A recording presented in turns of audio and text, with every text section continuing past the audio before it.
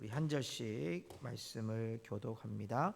누가복음 22장 24절을 제가 먼저 읽겠습니다. 또 그들 사이에 그중 누가 크냐 하는 다툼이 난지라.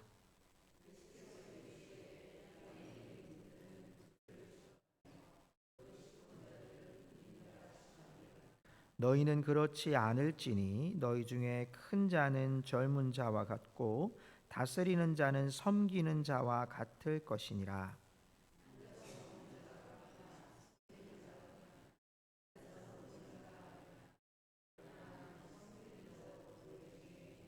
너희는 나의 모든 시험 중에 항상 나와 함께 한 자들인즉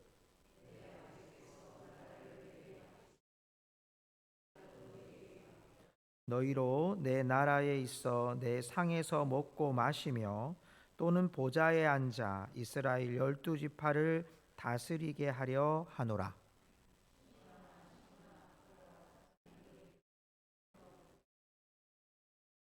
그러나 내가 너를 위하여 내 믿음이 떨어지지 않기를 기도하였노니 너는 돌이킨 후에 내 형제를 굳게 하라.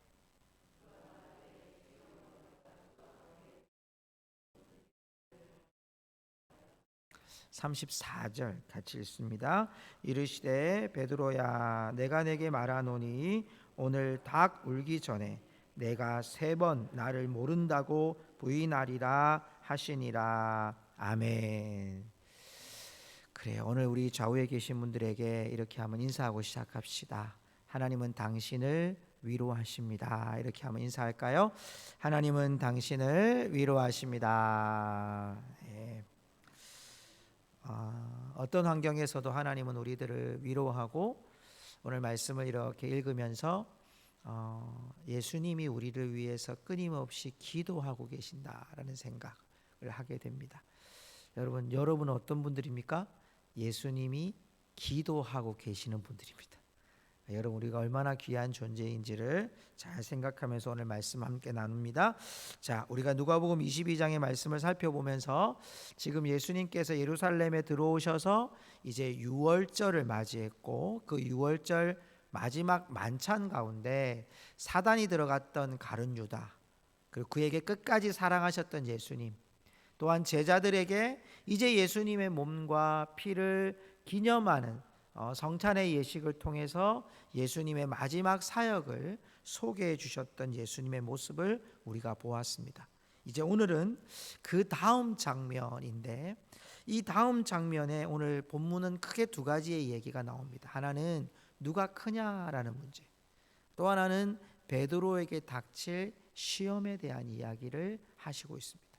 오늘 우리가 이 2가지를 잘 묵상하면서 왜 여러분 이 성찬식 이후에 지금 이 장면 바로 다음에 나오는 것이 예수님의 겟세마네 기도 그리고 예수님이 잡히심, 예수님이 십자가에 못 박히심으로 들어가요. 그러니까 어떻게 보면 예수님이 이 땅에서 이제 지금 요한복음으로 보면 이 성찬이 있는 그 사이에 이제 세족식이 일어나는 일이 벌어지는데 시간적으로는 그렇습니다. 그런데 오늘 본문에는 참 때로는 이 본문은 차라리 없었으면 좋았겠다라는 생각이 들었습니다. 왜냐하면 아니 거룩한 성찬을 맞이하고 있는 이때 그렇잖아요. 예수님의 이 위대한 사역을 하고 있는 이때에 제자들의 오늘 고민은 어디에 있습니까? 누가 크냐라는 거죠.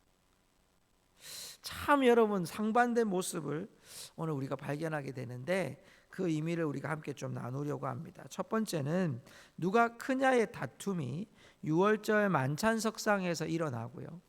제자들의 다툼의 이야기가 누가복음 9장에도 또 나오는데 그들이 이것으로 인해서 변론하고 마음에 이르기까지 다툼의 문제가 심각하게 작용하고 있어요. 또 하나는 야고보와 요한의 어머니는 예수님에게 요청을 하잖아요. 우리 아들을 예수님 하나님 나라가 임하면 오른편에 좌우편에 앉게 해 주십시오라고 고백하고 마태복음 18장에도 마가복음 9장에도 오늘 이 말씀은 굉장히 일치된 사건으로 보여지는 거예요. 예수님은 지금 여러분 얼마나 대속의 사역을 감당해야 될 그 일을 하고 있는데 제자들은 누가 크냐의 다툼이 일어나고 있는 이 상황. 어쩌면 지금 우리에게도 동일한 것 같아요. 예수님의 이런 놀라운 구원의 사역을 감당하시고 있는데 우리의 고민은 누가 크냐, 누가 높으냐, 누가 더 많이 소유했느냐, 누가 더 많이 가지고 있느냐, 누가 더 많이 알고 있느냐에 우리의 관심에 초점이 있는 것은 아닌가. 자, 우리가 여러분 오늘 이러한 제자들 앞에 예수님이 한 비유를 드세요. 25절과 26절의 말씀을 보면 이방인의 임금들은 그들을 주관하며 그 집권자들은 은인이라 칭함을 받으나, 이렇게 얘기했어요. 여러분 여기 은인이라고 하는 것은 여러분 우리가 우리나라에서도 생명의 은인이라는 표현을 쓰잖아요, 그죠? 생명의 은인이 뭡니까? 목숨을 건져둔 사람이잖아요, 그죠? 이런 생명의 은인이 여러분 여기에 나오는 집권자들은 은인이라는 표현을 쓰는 게 뭐냐면 당시의 시대적인 배경에 의하면 로마의 황제나 군주나 신들의 칭호가 바로 은인이었습니다.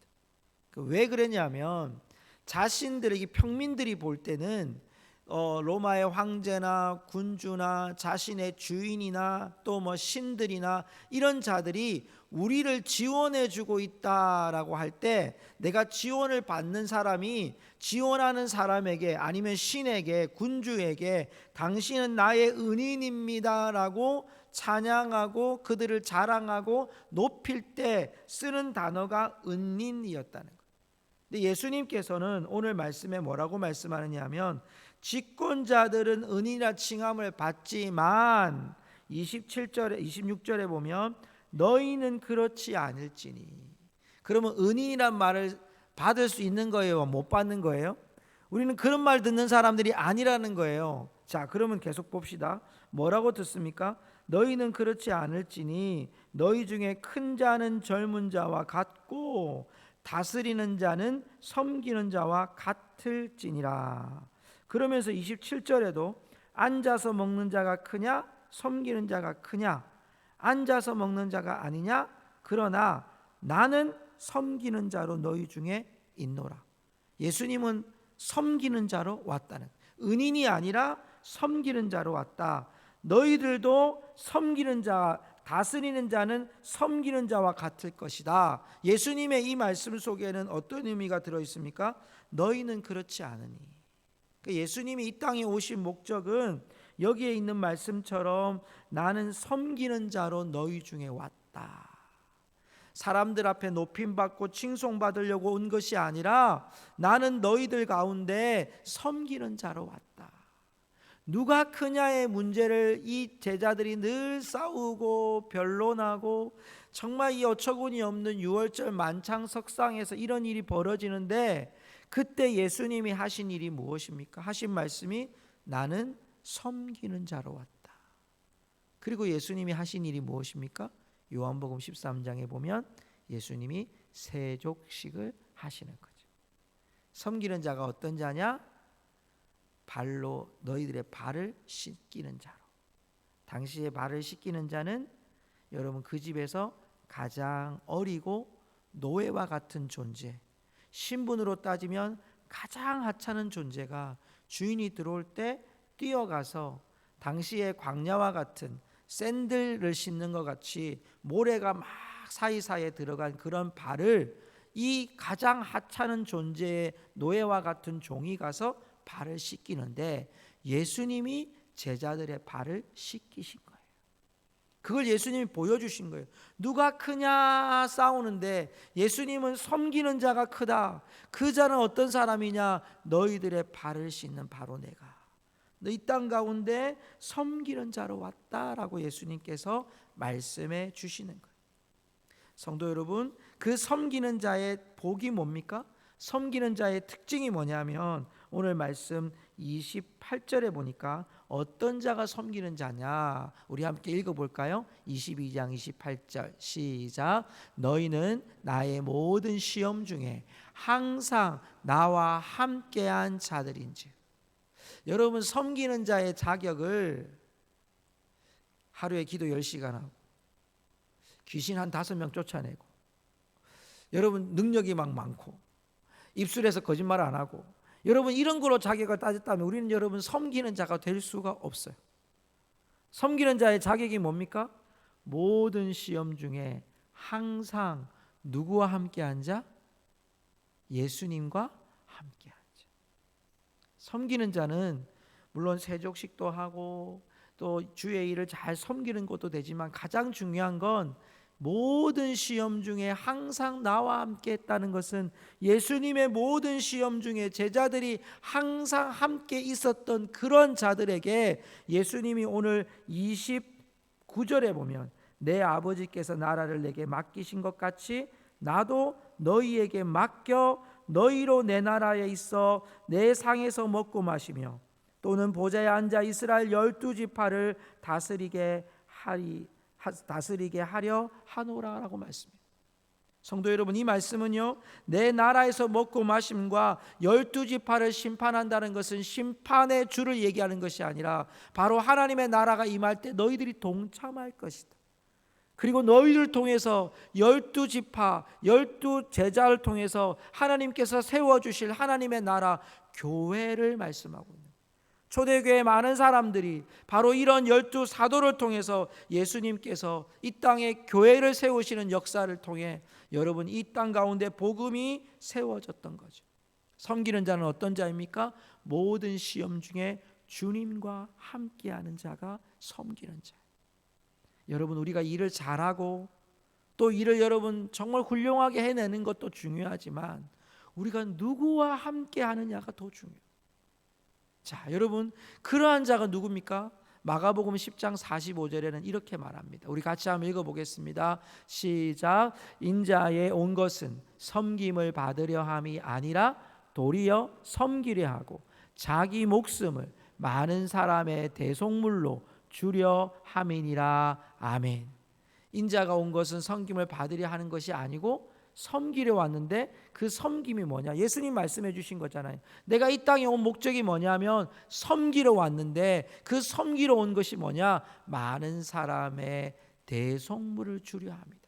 그러면 예수님의 섬김은 어디까지입니까?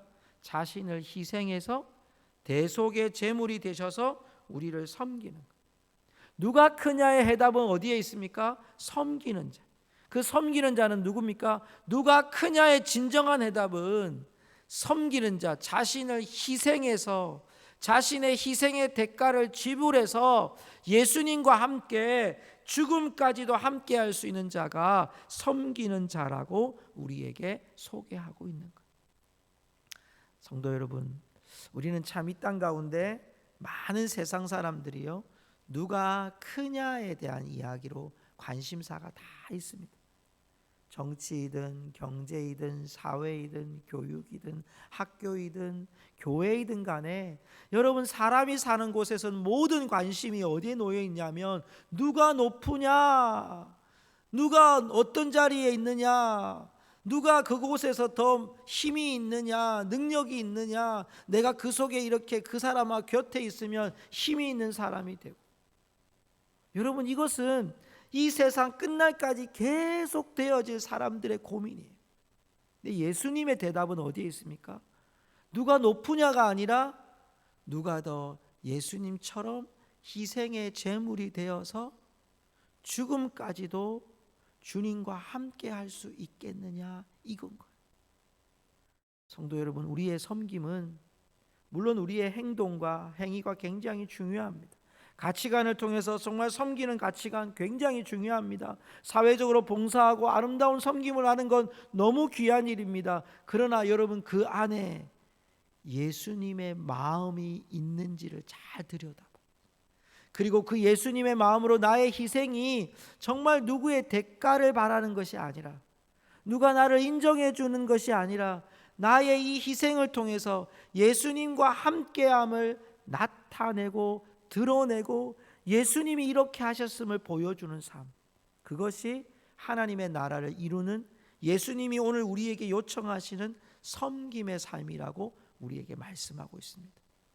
우리의 직장에서 또 저와 여러분이 살아가는 삶의 현장에서 가정에서 예수님처럼 우리가 희생의 제물이 되는 것은 내가 거기에 죽기까지 나아가는 것. 여러분, 이 말씀은 제자들에게 누가 크냐의 문제 속에서 어떻게 보면 제자들이 이 얘기는요 그냥 흘려보낼 수 있는 이야기였습니다. 자, 여러분, 이 다음 얘기를 보면 베드로에 대한 시험하는 장면이 나오는데 31절부터 34절까지 예수님께서요 베드로의 그 시험에 대해서 베드로가 어떤 시험을 당할 건지를 말씀하는데 오늘 31절에 이런 말을 합니다. 시몬아 시몬아 보라, 사탄이 너희를 밀가부르듯 하려고 요구하였으나. 자, 이 말은요 이 쉬운 성경에 보면 사탄이 밀처럼 너희를 체질하려고, 이런 뜻이에요. 체질하려고, 너희를 소나기에 넣기를 요구하였다. 이제 이 얘기는 뭐죠? 베드로가 나중에 예수님을 3번이나 부인하려고 하는 거예요. 저는 이 말씀을 이렇게 보면서, 자, 여러분 이 말씀을 잘 보십시오. 사단이 밀가부르듯 하면서 오늘 말씀 31절에 무슨 단어를 쓰고 있냐면 사탄이 너희를 밀가부르듯 하려고 요구하였으나, 이렇게 돼 있어요. 자, 누가 누구한테 요구했을까요? 지금 누가 얘기했어요? 사탄이. 그죠? 사탄이 요구를 했어요. 예수님에게 요구를 했어요. 너희를 소나기에 넣기를 요구했어요. 그러면 여러분 지금은 사탄의 손에 있어요? 하나님의 품에 있어요? 예, 크게 한번 대답해 보세요. 사단의 손에 있어요? 하나님의 품에 있어요?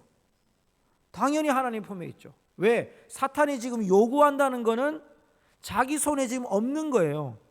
그를 넣으려고 사탄이 음모를 가지고 있는 거예요. 지금은 사단의 손이 아니에요. 하나님의 품에 있는데 사단이 계속해서 유혹하고 미혹하고 정말 여기 밀가부르듯 우리들을 체질해서 넘어뜨리려고 하는 거예요. 이게 사단의 음모입니다. 사단은요 우리가 하나님의 백성인 줄 알아요. 하나님의 백성처럼 살아가는 것 알아요. 하나님의 백성으로 구원받을 것도 알아요. 그런데 가장 중요한 건 지금이 그들의 손에 다시 빼앗을 수 있는 기회라고 생각을 하고 수많은 유혹과 또 미혹과 또 힘과 권력과 능력으로 우리를 혼란하게 만들어요. 여러분, 이것은 하와로부터 시작해서 우리 모든 인류에게, 사람들에게 주는, 여러분 이러한 마음으로 계속 사단은 우리를 넘어뜨리려고 해요. 믿음이 좋다고 말했던 다윗도 여러분 넘어졌어요. 믿음의 사람들 성경에서 보면 여러분 의인이라고 말하는 것은 하나님이 지칭하셔서 의인이 된 거지, 여러분 연약함이 많아요. 모세도 여러분 분노로 인해서 연약함이 있었습니다. 여러분 노아도 노아의 방주를 지어놓고 난 다음에 술로 취해서 여러분 자기 몸을 가누지 못하고 엄청난 일이 벌어져요. 사람들은 바벨탑을 지으려고 합니다. 이 모든 일들이 사람의 마음속에 있는 이런 유혹, 미혹, 이런 것들로 우리들을 빼앗아 가려고 하는 거죠. 이게 사단의 음모죠. 여러분, 그런데 이 사단의 음모 속에 예수님이 뭘 하시는지를 우리 함께 봅시다. 32절을 같이 한번 읽겠습니다. 32절입니다. 같이 읽습니다. 그러나 내가 너를 위하여 내 믿음이 떨어지지 않기를 기도하였노니 너는 돌이킨 후에 내 형제를 굳게 하라. 아멘. 그러나 내가 너를 위하여 뭘 떨어지지 않기를? 믿음이 떨어지지 않기를 누가 기도하셨어요? 예수님. 여러분, 이게 얼마나 귀한 일인지 몰라요. 우리가 연약한 걸 아신다는 거예요? 모르신다는 거예요? 아시고 있는 거예요. 내 믿음이 떨어지지 않기를 수없는 사단의 공격, 유혹, 미혹, 이런 것들로 힘으로 권력으로 우리를 넘어뜨리려고 하는 믿음을 떨어뜨리려고 하는 사단의 공략들에 대하여 예수님이 하신 일은 너희의 믿음이 떨어지지 않기를 예수님께서 기도하시고 있는 거예요. 지금도. 베드로와 제자들을 향한 예수님의 마음은 너희들의 믿음이 떨어지지 않기를 기도하고 간구하시는 예수님. 지금 성도 여러분, 우리의 믿음이 내가 쌓은 공로로 세워진 믿음이라면, 우리가 여러분 이 공로로 쌓은 믿음이요 한순간에 무너진다고 하면 다시 소생할 능력이 없어요. 내가 쌓은 거면. 그런데 예수 그리스도의 이름으로 쌓은 이 믿음을 누가 지키고 계시는 거예요? 예수님이 우리의 믿음이 떨어지지 않기를 계속해서 기도합니다. 그럼 우리 기도 안 하고 막무가내로 살아가면 될까요? 여러분, 이걸 주님이 너무 안타까워하시는 거예요. 우리를 보고 믿음이 떨어지지 않기를 기도하시는 예수님. 우리 연약할 때마다 우리가 여러분 돌아봐야 될 게, 주님이 우리를 위해서 얼마나 간구하고 계실까. 성령님도 말할 수 없는 탄식으로 우리를 위해 간구하시는데, 우리 인간이라고 하는 것이 얼마나 여러분 아무리 우리의 IQ가 뛰어나고 능력이 뛰어난다 할지라도 우리는 여러분 믿음의 선지들처럼 우리도 동일하게 무너지는 거예요. 예수님은 어떻습니까? 예수님의 희생, 성만찬, 세족식, 그리고 여러분 가룟 유다까지 끝까지 사랑하셨던 예수님, 여러분 또 오늘 말씀에 베드로가 부인하는 이 일까지도 예수님이 믿음이 떨어지지 않기를 너희를 위하여 기도하시는 예수님의 모습을 우리가 발견하게 돼요. 성도 여러분, 동물 가운데요, 이 두 동물이 희생의 예를 들어주는 동물이에요. 여러분 펠리칸이라고 하는 동물을 아마 자주 보지는 못하셨을 거예요. 한쪽으로 보면 입을 엄청나게 크게 벌리죠, 그죠? 저 안에 여러분 물고기 잡아가지고 입에다 쏙 집어넣어요. 이게 던져서. 또 옆에 보는 가시고기가 있는데, 펠리칸은 모성애의 동물이랍니다. 모성애. 그리고 가시고기는 부성애의 동물이랍니다. 그러니까 모성애의 동물이라는 건 엄마의 마음이죠. 그리고 가시고기는 아빠의 마음이죠. 이들이 어떻게 희생하냐면, 펠리칸이요 입에 주둥이가 이렇게 커요. 그래서 평소에는 이렇게 가다가 물고기를 잡아가지고 이렇게 벌리면 쑥 하고 들어가요. 이렇게 들어가요. 그래서 이걸 가지고 있다가 막 날라와가지고 자기들의 새끼들에게 이걸 펠리칸에 다 나눠주거든요. 그러다가 이제 이 어미가 나이가 들고 물고기를 못 잡아옵니다. 그러면 어떻게 하냐면 자기 스스로 자기 몸에 상처를 내고요. 그리고 이 상처에 심장을 자기의 자녀에게, 새끼에게 죽기까지 자기 자녀에게 먹이를 준다는 거예요. 먹잇감이 된다는 거예요. 가시고기도 마찬가지입니다. 아마 예전에 아주 오랜 전에 가시고기라는 책이 나와가지고 굉장히 선풍적인 인기를 끌었던 적이 있었습니다. 그게 이제 2002년 이때쯤이거든요. 그러니까 벌써 한 20년이 전에 있었던 책인데, 원래 이 책 이야기가 실제 있었던 이야기고요. 가시고기라고 하는 고기는 물고기예요. 물고기는 이 어미가 알을 다 낳고 나면 그 알을요, 가시고기라고 하는 아비가 그 알을 다 지킵니다. 막 이렇게 공기도 다 이렇게 산소도 공급하고 또 이렇게 먹이도 갖다 주고 그러다가, 똑같습니다. 펠리칸처럼 가시고기도 이 새끼들이 다 알들이 부화하고 나서 먹잇감을 구할 때 자신이 먹잇감이 되어서 이 가시고기의 새끼들을 다 살립니다. 이 두 가시고기라는 물고기, 펠리칸이라는 이 동물을 보면서 이 둘의 공통점이 뭐냐면 자신이 먹잇감이 되어지는 거예요. 자신의 희생을 통해서 자신의 후손들이, 새끼들이 자라나고 생명을 유지하기 위해서 심장을 주고 자신의 몸을 주어서 그들이 살아날 수 있도록 만들어주는 거예요. 여러분, 이런 희생의 제물보다 더 우리에게 자신의 생명을 바쳐 우리를 영원한 구원으로 이끄신 예수 그리스도, 예수님의 희생은 이것과 비교할 수 있겠습니까? 예수님의 희생은 이것과 전혀 저것과 비교할 수가 없어요. 여러분 그런 비교할 대상이 안 될 만큼 예수님의 희생은 놀랍고 귀한 희생이십니다. 그 희생 가운데 예수님께서 오늘 이 마지막 길을 걸어가는데 제자들의 고민은 어디 있었어요? 누가 크냐라는 거. 주님의 그 위대한 사역 앞에 이 제자들의 고민은 누가 크냐에 있었다는 거. 자기를 들여 하나님의 자녀로 만들고 죄악 가운데 있던 자들을 이제는 하나님의 자녀가 되게 하는 이 놀라운 사역 앞에 이 제자들은 깨닫지 못하고 계속해서 지금 오한이 벙벙한 상태로 가는 거예요. 자, 오늘 말씀 여러분 33절에 보니까 이제 베드로가 나오는데, 베드로가 그가 말하되 주여 내가 주와 함께 오게도 죽은 데도 가기를 각오하였나이다. 베드로가 이런 고백하죠. 아주 멋지죠. 주는 그리스도시요 살아계신 하나님의 아들이라 고백한 베드로가 주여 내가 주와 함께 오게도 갑니다. 죽는 데에도 가기를 각오하겠습니다. 참 대단한 여러분 베드로예요. 이런 베드로의 열정은 진짜 우리 성도들도 많이 배워야 될 것 같아요. 그죠? 그런데 여러분 예수님의 오늘 말씀은 참 기가 막힌 대답을 하세요. 34절에 보니까 베드로야 내가 내게 말하노니 오늘 닭 울기 전에 내가 3번 나를 모른다고 부인하리라.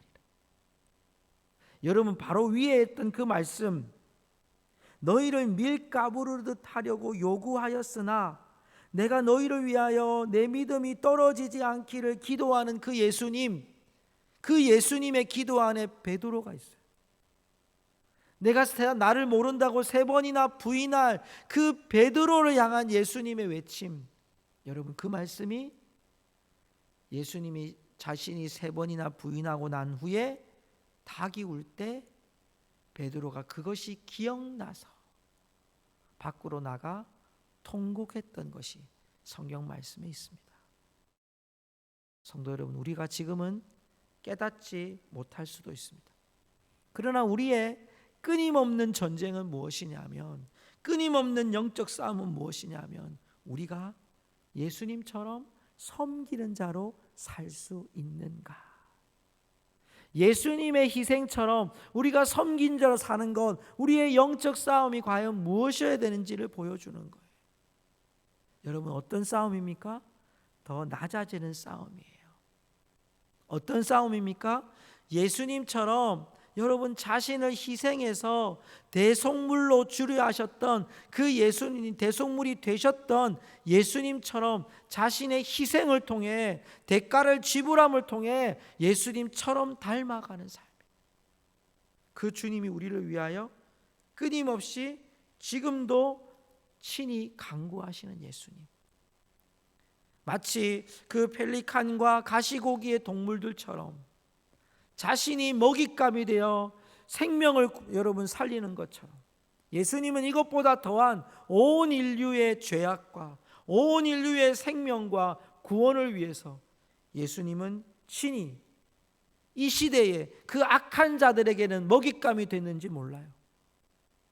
그러나 여러분 오고 가는 모든 세대에게 예수 그리스도의 이름을 믿는 자들에게는 하나님의 자녀가 되는 권세를 주시는 그 일을 위하여 예수님은 희생의 제물로 이 땅 가운데 사셨고 또한 다시 오시리라 약속하셨습니다. 우리는 이 시대에 누가 크냐의 문제가 너무나도 크게 부각됩니다. 제자들처럼 우리도 마찬가지예요. 보이지 않게 우리는 누가 크냐라고 하는 삶에 늘 놓여져 있습니다. 이렇게 보면 돈은 누가 더 많지? 혜택은 누가 더 많이 받지? 여러분 여기에 우리가 관심이 많아요. 그렇죠? 또 여러분 우리가 누가 더 높은 자리에 올라갈까? 여기에 관심이 많지만 주님의 관심은 누가 더 섬기는 자에 설 수 있느냐라는 걸 예수님께서 오늘 우리에게 묻고 계시는 거예요.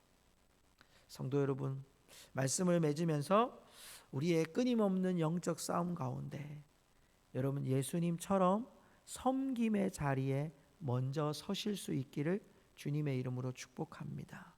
섬김은 어떤 자리입니까?